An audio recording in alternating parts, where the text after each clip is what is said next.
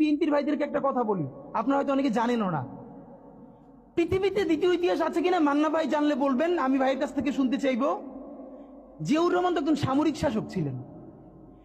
একজন সামরিক শাসক সামরিক ফরমান জারি করে দেশে গণতন্ত্র ফিরেছে, পৃথিবীতে এই নজির নাই যেটা জিয়াউর রহমান করছেন।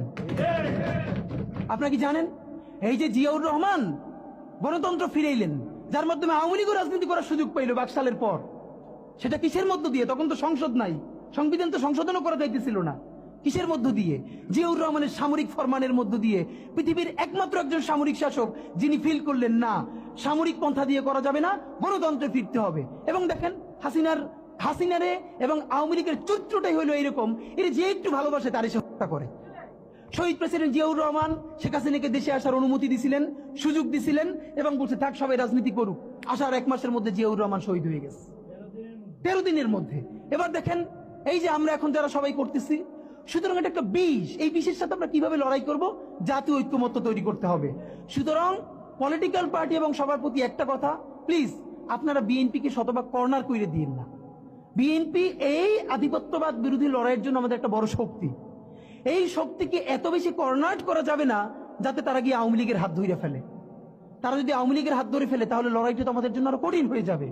বরং বিএনপির প্রতি আমাদের চ্যালেঞ্জ হলো, যেই বিএনপি বাকশালী সংবিধানের প্রতি প্রেম দেখাবে তার শহীদ জিয়ার ছবিটা সামনে এনে বলতে হবে যে এই বাকশালী সংবিধান তো জিয়াউর রহমানই ছুঁড়ে মারছিল।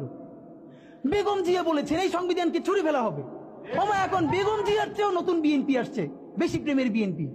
যেই শহীদ প্রেসিডেন্ট জিয়াউর রহমান ইসলামোফোবিক জায়গা থেকে বাংলাদেশের মুসলমান, বাঙালি মুসলমান সব আইডিয়াকে ধারণ করে বাংলাদেশের জাতীয়তাবাদ তৈরি করলেন।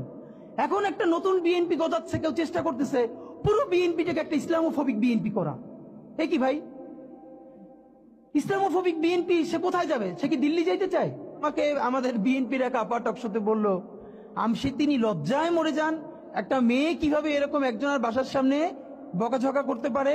তার মেয়ের সামনে তিনি এখনো যদি ধমক দেন মেয়ে কান্না করে ফেলবে। আর তার মেয়ের বয়সী মেয়েরা রাস্তায় এসে তারপর এরকম গালিগালাজ করতেছে একজন বয়োবৃদ্ধ মানুষকে। মানে মনে চায় কি, মাঝে মধ্যে মনে চায় আপনি কিছু বলবেন না, চক্ষু বন্ধ করে থাকবেন।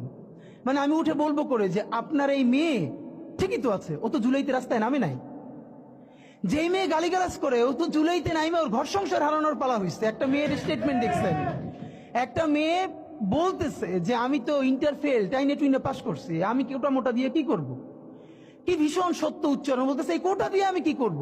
আমি তো টাইনে টুইনে ইন্টার পাস করছি, আমি ফেল করছি, আমার কয়দিন পর বিয়ে হয়ে যাবে। কিন্তু আমার ভাইয়ের রক্ত দেখে আমি জানতে পারি না, আমি রাজপথে নামে আসছি।